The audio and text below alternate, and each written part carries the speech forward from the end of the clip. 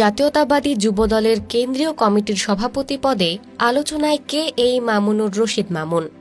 Mamunur Rashid Mamun ১ March ১৯৮০ সালে নোয়াখালী জেলার চাটখিল পৌরসভার পূর্ব ছয়ানী টবগা গ্রামে জন্মগ্রহণ করেন। পিতা হাজী নাদরের জামান বিশিষ্ট ব্যবসায়ী ও সমাজসেবক ছিলেন। মামুনুর রশিদ মামুন চাটখিল আলিয়া মাদ্রাসায় দাখিল পর্যন্ত পড়াশোনা করে পরবর্তীতে ঢাকা যাত্রাবাড়ি তামিরুল মিল্লাত মাদ্রাসা হতে দাখিল ও আলমে স্টার মার্ক অর্জন করে ঢাকা বিশ্ববিদ্যালয়ে পলিটিক্যাল সায়েন্স বিভাগে ভর্তি হয়। পারিবারিকভাবে শহীদ প্রেসিডেন্ট জিয়াউর রহমানের আদর্শে বাংলাদেশ জাতীয়তাবাদী দলের রাজনৈতিক সমর্থিত হওয়ায় ছাত্রদলের রাজনীতি শুরু করেন মামুনুর রশিদ মামুন। তার ছাত্র রাজনীতির শুরুতেই ঢাকা বিশ্ববিদ্যালয়ের মুক্তিযোদ্ধা জিয়াউর রহমান হল ছাত্রদলের সাধারণ সম্পাদক পদে নির্বাচিত হওয়ার পরবর্তীতে ঢাকা বিশ্ববিদ্যালয় ছাত্রদলের সিনিয়র সহসভাপতি নির্বাচিত হয়।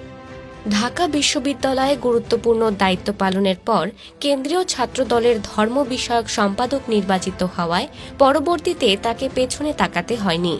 বাংলাদেশ জাতীয়তাবাদী ছাত্রদলের কেন্দ্রীয় সংসদের যুগ্ম সাধারণ সম্পাদক, সিনিয়র সহসভাপতি এবং ভারপ্রাপ্ত সভাপতি হিসেবে বাংলাদেশ জাতীয়তাবাদী ছাত্রদল কেন্দ্রীয় সংসদের দায়িত্ব সৎ নিষ্ঠার সাথে দলের কঠিন সময়ে নেতৃত্ব দিয়েছেন মামুনুর রশিদ মামুন। মৃত্যুর উপত্যকায় দাঁড়িয়ে মুক্তির স্লোগান দেওয়া সংগঠন বাংলাদেশ জাতীয়তাবাদী ছাত্রদলের এক অতন্ত্র প্রহরী প্রতিটি আন্দোলন সংগ্রামে সামনের সারি থেকে নেতৃত্ব দিয়েছেন।